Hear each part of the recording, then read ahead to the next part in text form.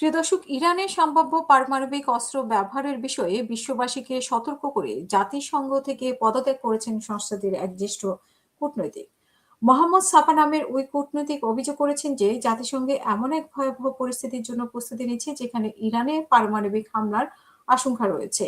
সামাজিক যোগাযোগ মাধ্যমে আজকেই সোমবার ৩০শে মার্চ এক পোস্টে ও দীর্ঘ চিঠির মাধ্যমে তিনি এই সিদ্ধান্তের কথা জানান। মোহাম্মদ সাফা ২০১৩ সালে থেকে আন্তর্জাতিক সংস্থা পেট্রিয়টিক মিশন এর নির্বাহী পরিচালক হিসেবে দায়িত্ব পালন করছেন। সংস্থাটি জাতিসংঘের অর্থনৈতিক ও সামাজিক পরিষদের বিশেষ পরামর্শমূলক মর্যাদা সম্পন্ন।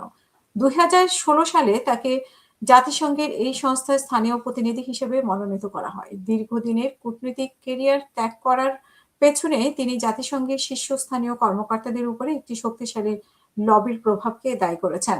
তেহরানের একটি ছবি সংযুক্ত করে দেওয়ার পোস্টে সাফা লিখেছেন যে মানুষ পরিস্থিতির গুরুত্ব বুঝতে পারছে না। জাতিসংঘে ইরানের সম্ভাব্য পারমাণবিক অস্ত্র ব্যবহারের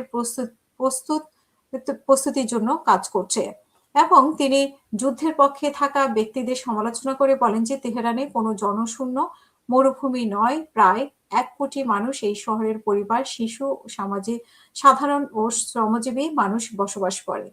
তিনি প্রশ্ন ছুড়ে দেন, যদি ওয়াশিংটন, বার্লিন, প্যারিস বা লন্ডনে পারমাণবিক হামলা চালানো হতো তবে পৃথিবীতে কেমন হতো? সাফা বলেন, আমি এই তথ্য ফাঁস করার জন্য আমার কূটনৈতিক ক্যারিয়ারে ত্যাগ করেছি। এই মানবতা বিরোধী অপরাধের অংশ বা সাক্ষী না হওয়ার জন্য আমি আমার দায়িত্ব স্থগিত করেছি। অনেক দেরি হওয়ার আগেই একটি পারমাণবিক শীতকাল ঠেকানোর চেষ্টা করছি আমি। যুক্তরাষ্ট্রে গত রোববার অনুষ্ঠিত হওয়া নো কিংস স্লোগানে বিশাল বিক্ষোভের কথা উল্লেখ করে তিনি বলেন যে পারমাণবিক অস্ত্র ব্যবহারের সম্ভাবনাকে অত্যন্ত গুরুত্বের সাথে নিতে হবে। তিনি বিশ্ববাসীকে রাজপথে নেমে আসার এবং মানবতার স্বার্থে প্রতিবাদ করার আহ্বান জানান। তার মতে কেবল সাধারণ মানুষই এই ধ্বংসযজ্ঞ থামাতে পারে। মোহাম্মদ সাফা জানান যে তিনি মূলত ২০২৩ সালে পদত্যাগ করতে চেয়েছিলেন এবং গত ৩ বছর ধরে ধৈর্য ধরে পরিস্থিতি পর্যবেক্ষণ করছেন। তিনি অভিযোগ করেন যে জাতিসংঘের কিছু কর্মকর্তা আন্তর্জাতিক আইন লঙ্ঘনের জন্য ইসরায়েল ও যুক্তরাষ্ট্রকে অভিযুক্ত করতে চান না।